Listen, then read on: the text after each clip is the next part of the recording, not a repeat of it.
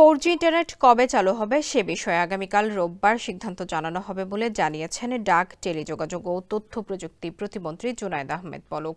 এর আগে গত বৃহস্পতিবার রাজধানীর আগারগাঁওয়ে বিটিআরসির কার্যালয়ে ব্রিফিংয়ে সাংবাদিকদের আইসিটি প্রতিমন্ত্রী জানিয়েছিলেন রোববার বা সোমবার চালু হতে পারে মোবাইল নেটওয়ার্ক। তিনি বলেন, বাণিজ্যিক, অর্থনৈতিক, কূটনৈতিক সহ সামগ্রিকভাবে স্বাভাবিক অবস্থা ফিরিয়ে আনতে সারা দেশে ব্রডব্যান্ড পৌঁছে দেওয়ার সিদ্ধান্ত নেওয়া হয়েছে।